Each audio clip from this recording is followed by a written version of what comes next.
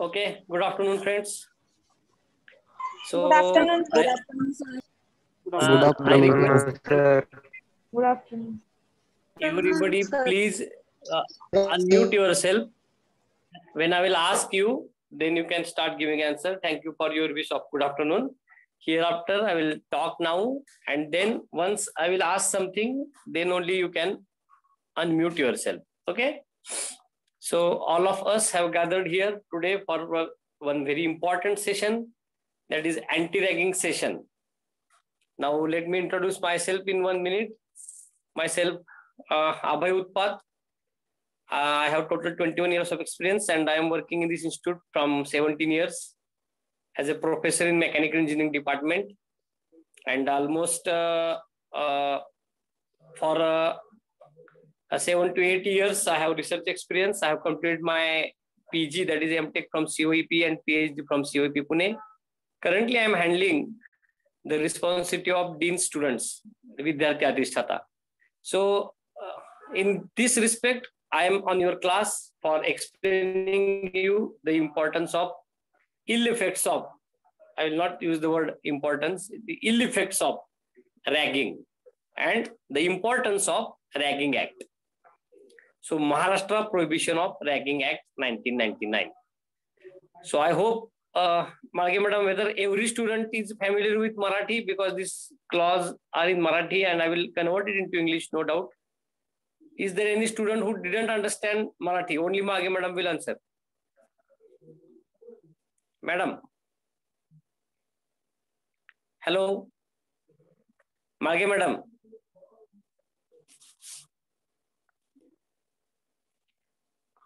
Who is any faculty member present in this room?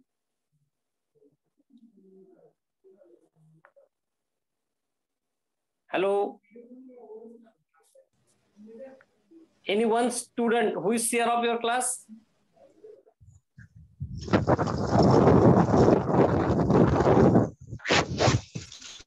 Om Patil.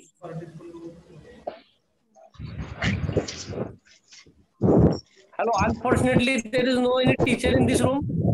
Sir, I am there, sir. That's why I am calling you, madam, from last 5 minutes. No, I am here, sir. Madam, is there any student who yes, didn't understand Marathi? No, sir, nobody is there. Everyone is, yes. Everyone can understand Marathi. No problem. Okay. So, Maharashtra Prohibition of Ragging Act 1999. Maharashtra गव्हर्नमेंटनी हे जे document बनवलेले आहे, तर Maharashtra ragging प्रतिबंधक कायदा 1999 हे मराठीमध्ये document आहे आणि इंग्रजीमध्ये सुद्धा आहे. पण आपल्या मनावर जास्त किंवा व्यवस्थित बिंबवण्यासाठी हे मराठीतील डॉक्युमेंट मी मुद्दाम तुमच्या समोर वाचणार आहे आणि त्याचं ट्रान्सलेशन इंग्रजीमधून सुद्धा करणार आहे.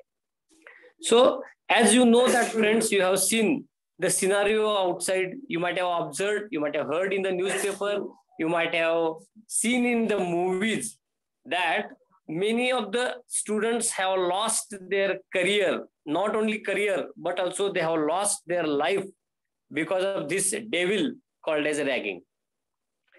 For your kind information, I can say proudly that from last 22 years, from the inception of the institute, from last 22 years, there is not a single case of ragging launched in the Sweri campus. So this responsibility was ensured by earlier students, alumni very well. And it is my humble request to all of you that you should also take this responsibility for next 4 years. And there should not be any ragging case in this campus. And you will help here for maintaining the same culture.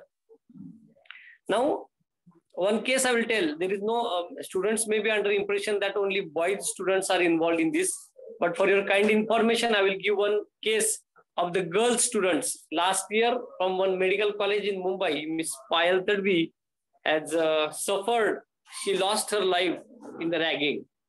And the so-called seniors, because there is no senior junior word in the dictionary of swearing. So that's why I use so-called seniors who were considering themselves that 4 to 5 girls who used to get doctorate degree in their hand. ज्या 4-5 मुली होत्या शेवटच्या वर्गातील त्यांना डॉक्टरची degree मिळणार होती, त्या आता तुरुंगामध्ये आहेत. अँड ज्या मुलीवर रॅगिंग झालं ती दुर्दैवाने तिचा अंत झालेला आहे. आणि मुली सुद्धा या रॅगिंगच्या केसमध्ये अडकतात, त्यांना सुद्धा तुरुंगात जावं लागतं. ही फार महत्वाची बाब मला सर्वांना सांगायची आहे. So we should keep ourselves away from this devil ragging. And that's why, for your kind information, let me clear one point here, that higher class students are keeping themselves away from the lower class students because they know that how dangerous the effects of ragging are. And you are going to attend this session first time, and next 3 years same session will be continued to your class when you will be in second year, third year, and final year. So your second year, third year, final year friends also have attended this session, and every student will undergo for 4 years. So we are imbibing the things on students. आम्ही त्यांच्या मनावर बिंबवतो का, तर आपल्याला एकही केस या कॅम्पसमध्येच काय या कुठेही दुर्दैवाने कोणत्याही कॉलेजमध्ये अशी केस घडू नये अशी सर्व ह्युमन मनकांची इच्छा आहे. कारण अशा केसेसमध्ये मुलांना किंवा मुलींना त्यांचा जीव गमवावा लागतो. मेंटली हॅरॅश केल्यानंतर ते इम्बॅलन्स होतात. काही मुलं परमनंटली डिसॅबिलिटी येते ब्रेनमध्ये, अँड काही विद्यार्थ्यांचं कम्प्लीट करिअर लॉस होतं. So Maharashtra prohibition of ragging act, it may not be visible to you, just I am showing the document. Maharashtra शासन राजपत्र, ज्यांना दिसतंय त्यांनी पहा व्यवस्थित. महाराष्ट्र शासन राजपत्र. तर हे जे राजपत्र आहे त्याला म्हणायचं GR. हा मी तुमच्या समोर वाचतोय. याच्यामध्ये टोटल 8 क्लॉज आहेत. आणि ते 8 क्लॉज काय आहेत ते एक क्लॉज मी वाचून त्याचा मराठीत अर्थ, त्याचं इंग्लिशमध्ये ट्रान्सलेशन करणार आहे. सर्वांनी शांत चित्ताने आणि व्यवस्थितरित्या हे ऐकून घ्यायचंय. Clause number 1. आता सगळ्यात महत्वाचा मुद्दा की हा क्लॉज 1999लाच का झाला असावा. दुर्दैवाने हा उशिरा झालेला आहे. आपण त्याला काही करू शकत नाही. गेले जवळपास 21 वर्ष झाला हा क्लॉज सध्या अंमलात आहे. पण त्याच्या अगोदर असा काही कायदा नव्हता. पण बऱ्याच केसेसमध्ये जे कोण गुन्हेगार होते ते सुटायचे आणि त्यांना अडकवण्यासाठी असा एक ठोस कायद्याची गरज होती. त्यामुळे तो 1999ला अंमलात आला. तर या कायद्याच्या तरतुदीनुसार क्लॉज नंबर 1 काय सांगतोय, या अधिनियमास महाराष्ट्र रॅगिंग करण्यास मनाई करणे अधिनियम 1999 असे संबोधण्यात यावे. This is the clause number 1. This clause 1 is to be called as Maharashtra Prohibition of Ragging Act 1999. म्हणजे कोणत्या आधारे तुम्ही शिक्षा करणार, तर ती एका वाक्यामध्ये पहिल्या क्लॉज मध्ये दिलेली आहे. the persons will be punished under the act Maharashtra Prohibition of Ragging Act 1999. Okay, this is the clause number 1. Now what is clause number 2? Clause number 2 includes definitions. There are 3 definitions in the clause number 2. I will read it in Marathi, then I will explain you in Marathi as well as English.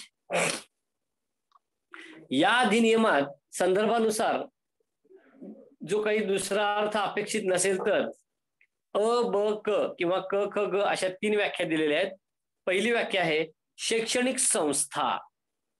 शैक्षणिक संस्था म्हणजे काय, याचा अर्थ ती मध्ये शिक्षण घेण्याचे कार्य करणारे महाविद्यालय किंवा कोणत्याही नावाने संबोधण्यात येणारी अन्य संस्था असा आहे.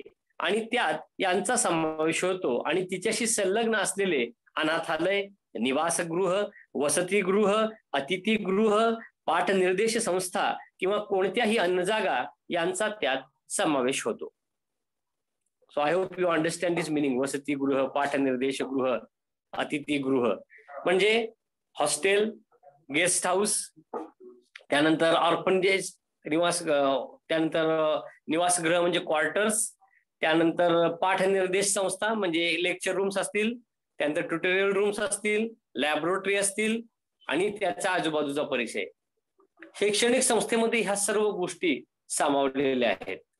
तर educational institute means the area where you are taking education, classrooms, laboratories, then you are studying in library, reading rooms, hostels, then your this nivasagruha means quarters, then again one more thing is given that the premises, या जागांचा त्याच्यामध्ये समावेश होतो.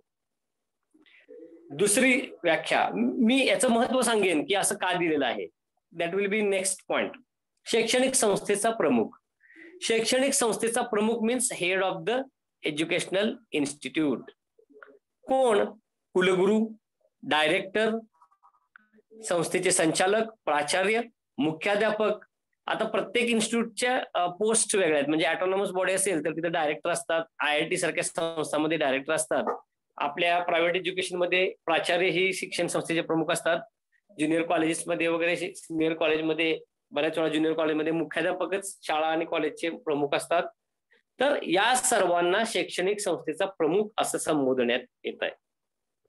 Head of the educational institute means director, principal, headmaster, etcetera etcetera. Okay. Third is ragging. Ragging या संज्ञेचा अर्थ आता मी मराठीमधून व्यवस्थित वाचतोय, सर्वांनी नीट ऐकून घ्या. रॅगिंग या संज्ञेचा अर्थ कोणत्याही शैक्षणिक संस्थेतील विद्यार्थ्यास शारीरिक, मानसिक हानी पोहोचत असेल किंवा पोहोचण्याची शक्यता असेल किंवा त्याच्या धास्तीची, भयाची अथवा लज्जेची किंवा अडचणीत आल्याची भावना निर्माण होत असेल असे गैरवर्तणुकीचे प्रदर्शन करणे किंवा असे कोणतेही कृत्य करणे असं आहे. एकदम शुद्ध मराठीमध्ये लिहिलेलं आहे. तुम्हाला काही शब्दांचे अर्थ नाही कळले तर मी व्यवस्थित सांगेन.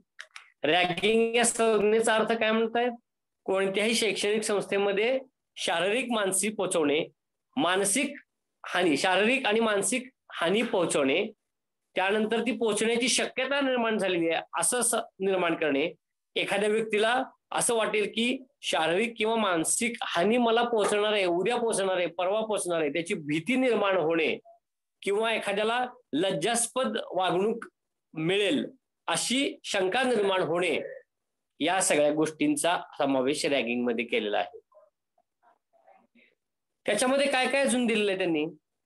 याच्यामध्ये पुढील गोष्टींचा समावेश होतो. अशा विद्यार्थ्याला चिडवणे, शिवीगाळ करणे, धमकी देणे, त्याच्या खोड्या काढणे, मनाला टोचेल असे बोलणे किंवा असा विद्यार्थी किंवा विद्यार्थिनी सर्वसामान्यपणे जे कृत्य, जी गोष्ट करावयास स्वच्छेने तयार नाही ती गोष्ट त्याला करावयास भाग पाडणे. बघा किती स्वच्छ आणि सुटसुटीत दिलेलं आहे. जर एखाद्या विद्यार्थ्याला कुणी वरीलपैकी काही गोष्टी केल्या, कुठल्या गोष्टी? चिडवणे, शिवीगाळ करणे, धमकी देणे, खोड्या काढणे, मनाला टोचेल असे बोलणे किंवा अशी एखादी गोष्ट करावयास लावणे की जी तुमच्या मनाविरुद्ध आहे. आता हे झाली रॅगिंगची व्याख्या. 3 व्याख्या आपण पाहिल्या: शैक्षणिक संस्था, शैक्षणिक संस्थेचा प्रमुख आणि रॅगिंग. हे झाला दुसरा क्लॉज.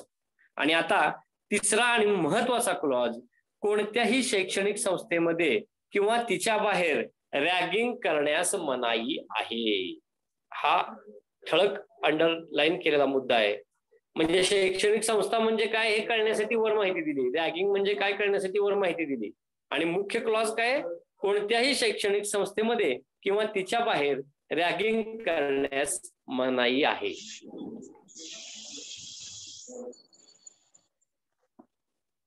महत्वाची गोष्ट आहे विद्यार्थ्यांनो, शैक्षणिक संस्थेत किंवा तिच्या बाहेर याचा अर्थ काय? एखादा विद्यार्थी म्हणाला, वरच्या वर्गातील विद्यार्थी, की तुमच्या विरुद्ध काहीतरी त्यांनी काही खोडी काढली किंवा रॅगिंगचा प्रकार घडला, आणि ते विद्यार्थी जर म्हणले की नाही मी त्याला पंढरपूरमध्ये स्टँडवर असं विचारलेलं, त्याचा काय संबंध रॅगिंगचा? तर त्याचा संबंध आहे. शैक्षणिक संस्थेमध्ये किंवा तिच्या बाहेर, बाहेर म्हणजे कुठं? पूर्ण पृथ्वी तलावर कुठेही, provided that both students, lower class students and higher class students from the same college. आपण सिनियर ज्युनियर हा कन्सेप्ट इथं वापरत नाही, म्हणून मी तुम्हाला लोअर क्लास स्टुडंट म्हणतोय. आणि second year, third year, final इयरला आपण हायर क्लास स्टुडंट असं संबोधू समजण्यासाठी. तर जर समजा दोन विद्यार्थी, एक प्रथम वर्गातला तुमच्या वर्गातला कोण विद्यार्थी आणि एक तृतीय वर्गातला विद्यार्थी रेल्वेने प्रवास करतायत, समजा ते नाशिकला चाललेत आणि नाशिकला जाताना मध्ये कुठेतरी स्टँडवर त्या थर्ड इयरच्या विद्यार्थ्याने तुम्हाला त्याची सगळ्या बॅगा तुमच्या डोक्यावर घ्यायला सांगितलं, तुम्ही म्हणला मी घेणार नाही, तरी तुमच्या मनाविरुद्ध जी गोष्ट तुम्हाला करायची नाहीये ती तुम्हाला करायला लावली, शिवीगाळ केली, कुठं? नाशिकच्या स्टेशनवर. तुम्ही तिथं प्रतिकार करू शकला नाहीत. त्यानंतर तुम्ही घरी गेल्यावर ताबडतोब एक मेल लिहायचा प्राचार्यांना किंवा फोन करून सांगायचं की असा असा प्रकार घडलाय. ते विद्यार्थी ज्यावेळी ते येतील किंवा नाही जरी आले तर त्यांना नोटीस देण्यात येईल की तुमच्या विरुद्ध रॅगिंगची केस झालेली आहे आणि मग काय काय तरतूद कायद्यात दिली आहे ती पुढे मी सांगतो. म्हणजे कोणत्याही शैक्षणिक संस्थेत किंवा संस्थेच्या बाहेर रॅगिंग करण्यास मनाई आहे. या गोष्टीची माहिती तुम्हाला सर्वांना हवी म्हणून हा कायदा मी तुम्हाला वाचून सांगतोय. हा झाला तिसरा क्लॉज. आता चौथा क्लॉज, जर कोण अशा ह्या गोष्टीत अडकलं, जो कोणी अशा केसमध्ये संस्थेमध्ये किंवा संस्थेच्या बाहेर प्रत्यक्ष किंवा अप्रत्यक्षरित्या रॅगिंग मध्ये अडकलाय, अशा विद्यार्थ्याला 2 वर्ष सक्त कारावास आणि 10,000 रुपये दंडाची तरतूद करण्यात आली आहे. आता हा जुना 10,000 दंड आहे. आता काही जण म्हणतात की हा 10,000पेक्षा जास्त झालाय, पण 2 वर्ष सक्त कारावास मात्र आहे. सक्त कारावास याचा अर्थ तुम्हाला कळतो. तुम्ही सिनेमामध्ये पाहता तुरुंगामध्ये दगड फोडणे आणि अजून बऱ्याच गोष्टी असतात, त्याला सक्त कारावास म्हणतात, 3rd डिग्री. तर जर कोण विद्यार्थी या गोष्टीत अडकला तर त्याला ही मोठी शिक्षा ठेवलेली आहे. हे तुम्हाला माहित हवं. आता तुम्ही म्हणाल सर आम्हाला हे शिक्षेचं कशाला सांगता, आम्ही तर फर्स्ट इयरला आहे, आमच्यावर अन्याय होण्याची शक्यता आहे. पण मित्रांनो, तुम्ही कायम फर्स्ट इयर मध्ये राहणार नाहीत. तुम्ही फर्स्ट इयर मधून second year, third year, final year मध्ये जाणार आहात. अन्याय सहन करणार नाही आणि कोणावरही अन्याय करणार नाही, ह्या गोष्टीची शपथ तुम्ही घ्यायची. म्हणजे ज्यावेळी सेकंड इयरला तुम्ही जाताल त्यावेळी तुम्ही म्हणायचं नाही आता मी झालो वरच्या वर्गातला विद्यार्थी, आता मी मोकळा आहे फर्स्ट इयरच्या विद्यार्थ्यांना त्रास द्यायला. तर अशी मानसिकता तुमच्यामध्ये अजिबात होता कामा नये. त्यामुळे हा क्लॉज आपण फर्स्ट इयर पासून फायनल इयर पण सर्वांना सांगतो. आता हा झाला चौथा कलम. 5वा कलम काय सांगतोय पहा. खालील कलम 4 खालील अपराधा ठरलेल्या शिक्षा झाल्यानंतर त्या विद्यार्थ्यास संस्थेमधून, शैक्षणिक संस्थेमधून रेस्टिगेट, निलंबित करण्यात येईल व त्याची केस पूर्ण होईपर्यंत इतर कोणत्याही शैक्षणिक संकुलात त्यास प्रवेश मिळणार नाही. एखादा आडदांड विद्यार्थी असेल वरच्या वर्गातील, तो म्हणला 2 वर्षांनी बघतोच मी काय करायचंय, माझ्या विरुद्ध केस केली काय. पण मित्रांनो, 2 वर्ष तुम्हाला शिक्षा होणार आहे. 2 years imprisonment after declaration of the punishment means you know that nowadays you are seeing many of the cases, thousands of cases are pending. So if case will be launched against somebody, it will take 3 to 4 years to stand in the court and later on punishment. एखादी केस कोर्टात उभं राहायलाच 4-5 वर्ष जातात आणि त्याच्यानंतर तुम्ही तोपर्यंत त्या कस्टडीमध्ये सडून राहता आणि नंतर 2 वर्ष तुम्हाला शिक्षा होते. तोपर्यंत कुठल्याही एज्युकेशन इन्स्टिट्यूट मध्ये ऍडमिशन मिळत नाही. म्हणजे विचार करा, ते 7 ते 8 वर्ष तुमचे वाया जाणार. तोपर्यंत 8 वर्षांनी तुमच्या वर्गातली मुलं कुठं असणार, इंजिनिअरिंग कम्प्लीट करून कुठंतरी पोस्ट ग्रॅज्युएशन किंवा डॉक्टरेट करणार, कोणी इंडस्ट्रीत जॉब करणार आणि एकंदरीत सर्वजण त्यांची रिअल लाईफ सुरू करणार, संसाराला लागणार. आणि तोपर्यंत असा जर एखादा विद्यार्थी ज्याला पनिशमेंट झाली आहे, तो विद्यार्थी, त्याची मानसिकता असेल का की त्या 9-10 वर्षानंतर येऊन एज्युकेशन घ्यायची. त्यामुळं अशा कोणत्याही प्रकारामध्ये कोणीही विद्यार्थी अडकता कामा नये. This is the clause number 5. And what is clause number 6? Somebody of you afraid to launch the case. Case launch करण्याची मला भीती वाटते, मला जर कोणी त्रास दिला तर मी काय करू. No problem. Clause number 6 is a self-explanatory clause which says that if you are afraid of launching the case against the next person on behalf of you, your brother, sister, your father, mother, your uncle, auntie, your teachers, non-teaching, or anybody, your friend can launch the complaints on behalf of you. Sir, so and so case has happened and Mr. XYZ is suffering because of Mr. PQR. जर एखाद्या विद्यार्थ्याला भीती वाटत असेल केस दाखल करायची, तर त्याचे भाऊ बहीण, आई वडील, पालक, शिक्षक कोणीही त्याची केस लॉन्च करू शकतात आणि त्यावेळी ती केस ग्राह्य धरली जाते. आता एक महत्वाची गोष्ट आहे, जर तुम्ही ह्या कायद्याचा गैरफायदा घेण्याचा प्रयत्न केला, त्याच्यामधलं पोट कलम आहे, पोट कलम सब क्लॉज, तर ती केस खोटी आहे असं सांगण्यात आणि खरी आहे हे सांगण्याचा अधिकार प्राचार्यांना दिलेला आहे, शैक्षणिक संस्थेच्या प्रमुखांना. त्याच्यामध्ये काय सांगितलेलं आहे, 1 मिनिट.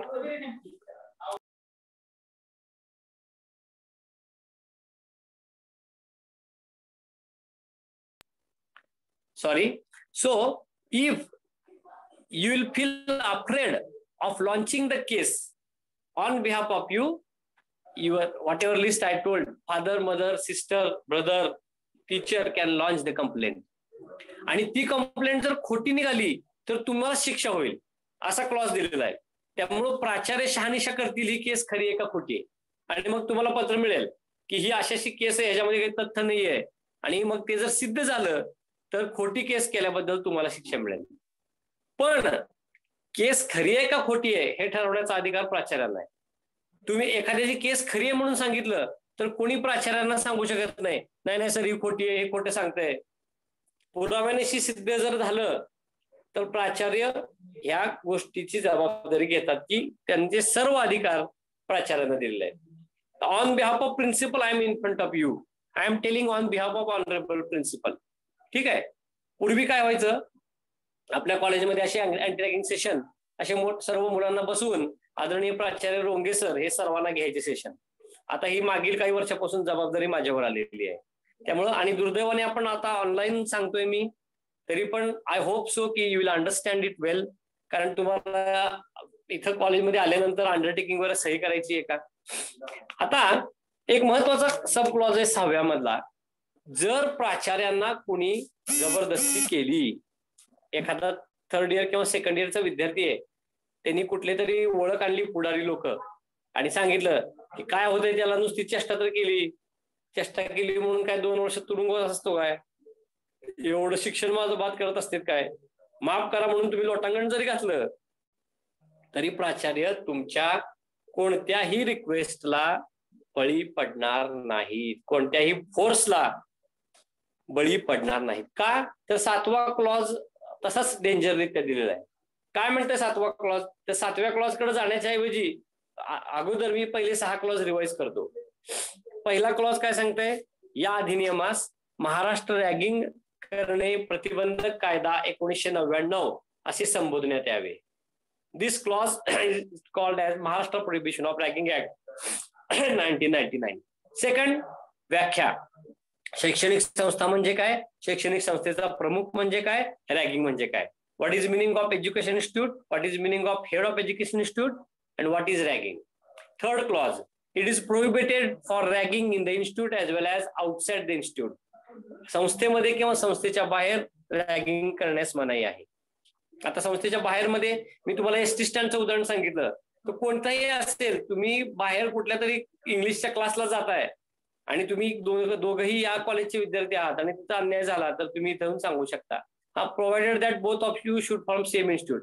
नाहीतर तुम्ही फर्स्ट इयरला आहात आणि दुसऱ्या कुठल्या तर कॉलेजचा 3rd इयरच्या विद्यार्थ्यांना तुम्हाला त्रास दिला तर ती तक्रार इथं होऊ शकत नाही, ती डायरेक्ट पोलिसांमध्ये होते, कारण ते विद्यार्थी दुसऱ्या कॉलेजचे आहेत, आपण त्यांच्यावर ऍक्शन घेऊ शकत नाही, त्यांच्यावर ऍक्शन डायरेक्ट पोलीस घेणार.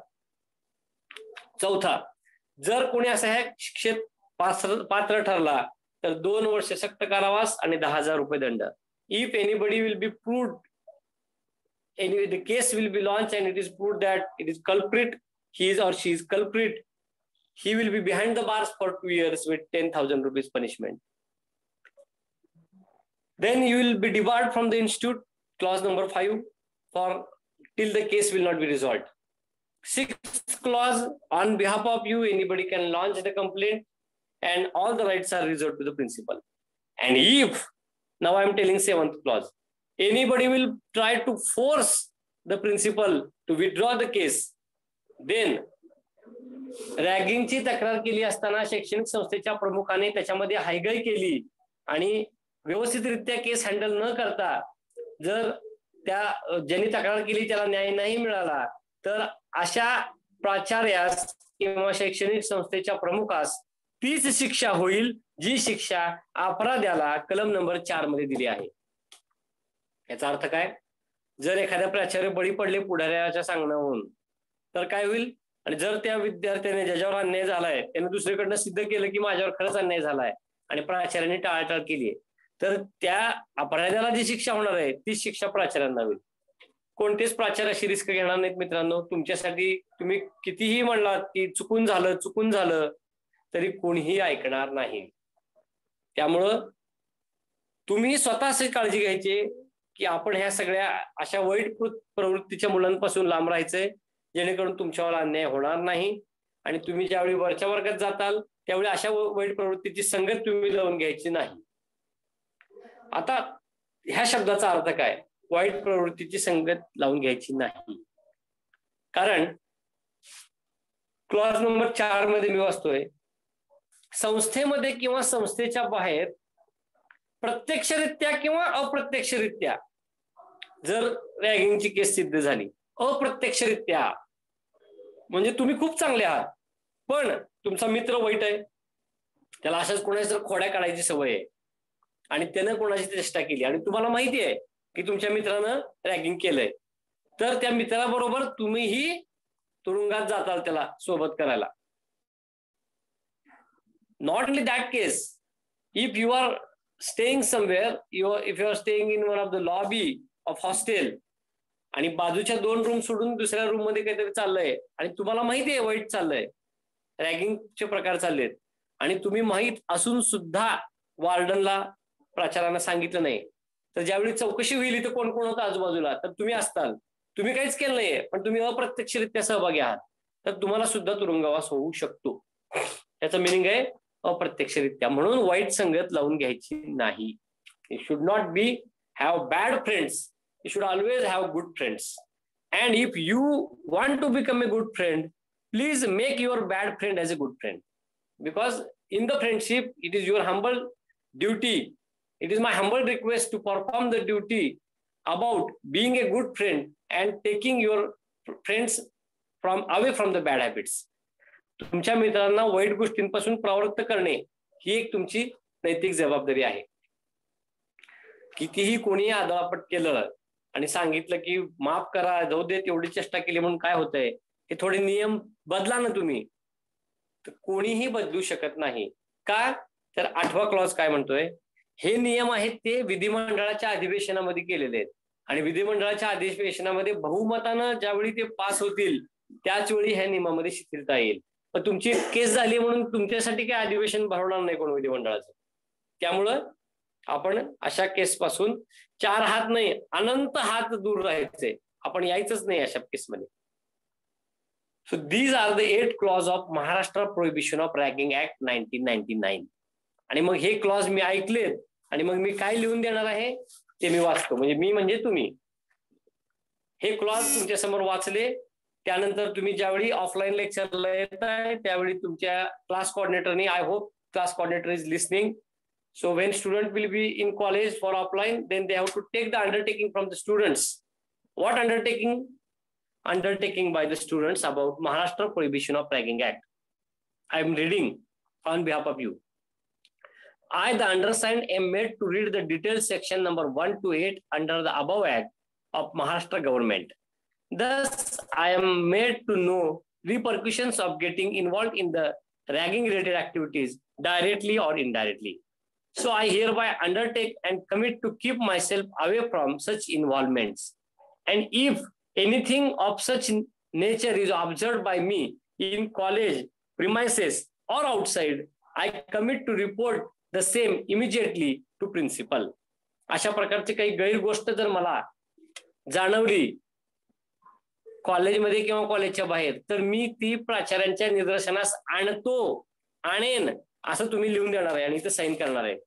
तर this is the undertaking which you will sign when you will come in college and I hope CC will collect it. Okay. Now, this is all about Maharashtra Prohibition of Ragging Act. Now I am in the verge of completion. Few minutes are remaining for session.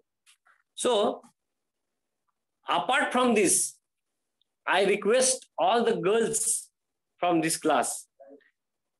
So for girls, there is a special act made by the government. We are having one committee called as ICC, Internal Complaints Committee. So earlier name of this committee was Committee to Restrain Sexual Harassment. लैंगिक छळ प्रतिबंधक कायदा. तर असा कायदा सरकारने बनवलेला आहे आणि त्याची एक कमिटी आहे आपल्याकडे ICC. त्याच्या क्षीरसागर मॅडम हेड आहेत सिव्हिल डिपार्टमेंटच्या, डॉक्टर क्षीरसागर. तर कुठल्याही मुलीची कुणी छेड काढली मुलांनी तर तुम्ही या कायद्या अंडर छेड काढली म्हणून तुम्ही केस लॉन्च करू शकता आणि मुलांना कठोर शिक्षा होऊ शकते.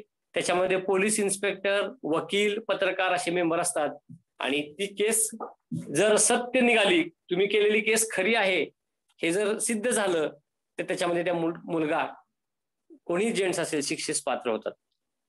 ठीक आहे. तर ही मुलींसाठी माझी रिक्वेस्ट आहे की तुम्ही अलर्ट राहायचंय.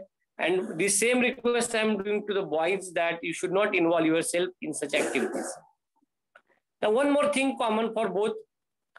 Currently, unfortunately, we can say because of this corona, we are running classes online and exam may be also online. We don't know.